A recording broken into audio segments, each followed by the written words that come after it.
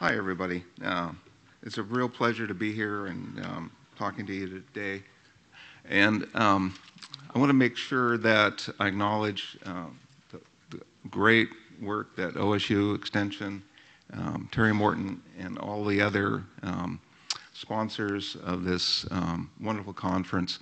And also, it's just a real great thing to have everybody here, and just the level of excitement is really encouraging. And once again, we're talking about the critical issues that we face today, and I think that's a real positive thing. I want to talk to you about drought planning, because I think it's a very important part of reaching sustainability. We've heard a lot about that this morning, and I think drought planning is a key element in that. Obviously, events in 2001 and 2002, those were, to a large part, as a result of drought. And we think of the cutoff of the Klamath project, the die-off of salmon in the Klamath River in 2002.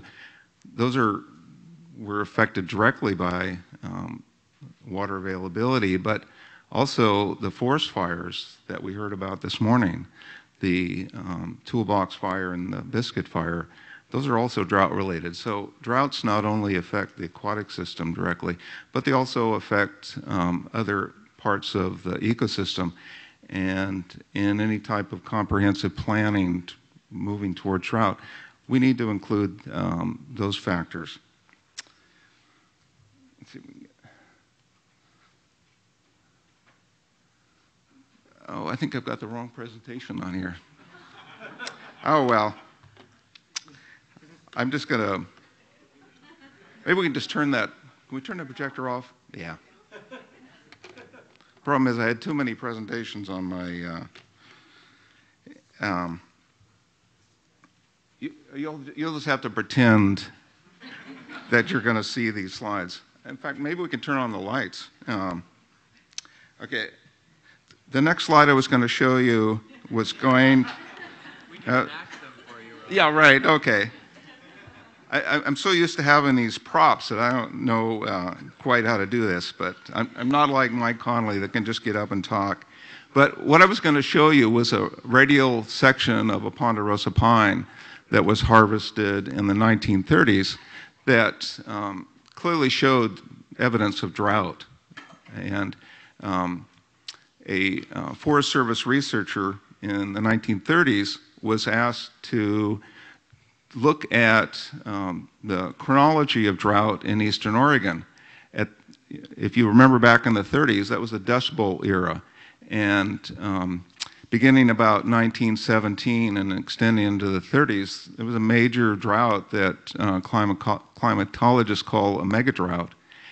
And during that time, Goose Lake, right near Lakeview, dried up, and then it revealed tracks of wagons from the immigrants crossing Goose Lake in the 1840s. And so it had been a 75-year hiatus between the times that Goose Lake dried up. The study was able, through the analysis of tree rings, to create a chronology of about 650 years. And over that time period, he saw large numbers of droughts. Most of those were small droughts, such as occur regularly here in the basin on a decadal scale. He also saw these mega droughts, like the one experienced in the 1930s, and he was not able to really discern any regular periodicity. These droughts came at irregular intervals, and there was even some evidence of drought periodicities on a 90-year frequency.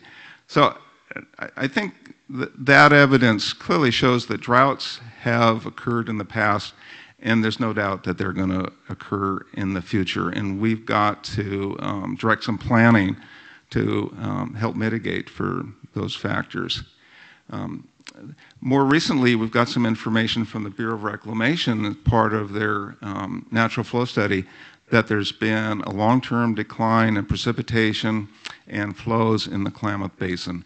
Although they're not highly significant, there are something we need to be concerned about, and maybe evidence of climate change. We don't know that yet, and certainly I don't know that. I'm not a climatologist, I'm a biologist. USGS recently has determined that there's been an increase in water temperatures in the Klamath River, and region-wide in the Pacific Northwest, snow levels have gone higher, and that means that there's less snowpack available in the summer, and that certainly is a concern for all of us because that reduces water availability. Recently, I was able to attend an international conference on drought planning, and it was a really exciting event to me because I was with a lot of other people that saw that drought planning was critical, and I learned about quite a few states that are actively involved with drought planning.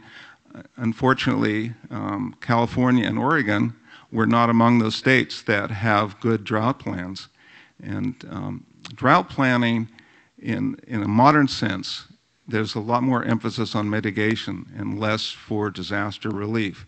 And the National Drought Mitigation Center in Lincoln, Nebraska has developed a 10-point blueprint for mitigating droughts. And the centerpiece of this drought plan is reducing vulnerability. Instead of focusing on relief, the effort is directed towards long-term planning and reducing vulnerability. And I think this is something we really need to seriously look at here in the basin in order to become sustainable.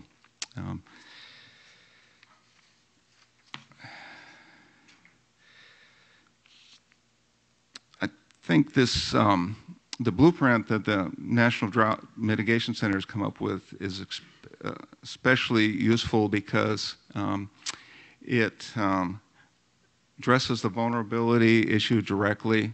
For example, if a rancher has, droughts result in loss of livestock, the mitigation would be directed towards trying to find a dependable water supply for that rancher. And this type of plan would be directed towards all of the different economic sectors as well as the environment. So the end result would be that if there's, in the event of insufficient water, that there would be some way of compensating or reducing the vulnerability. And I think, to me as a biologist, this is really something that could be beneficial because hopefully it would mean that there would be more water in the streams for the resources we all care about. And there would be reduced harm to the economies, at least local economies, that are so dependent on all of these natural resources, as well as agriculture. And I think also this helps reduce some of the acrimony that we saw in 2001 and gets people focused towards solutions, and that's what this panel is directed towards. I think that drought planning should be part of any kind of comprehensive water management planning that we do, such as the Conservation Implementation Program that we've heard a lot about. And I think it would move us a long ways towards sustainability. We really don't have much time to go into this this morning, but if any of you would like to hear more about drought planning, you can contact me at the Fish and Wildlife Service office in Klamath Falls. I'd be happy to provide you with some of the materials that I've been able to gather, and I'd be willing to come and talk to your group, no matter where you are in the basin. Thank you.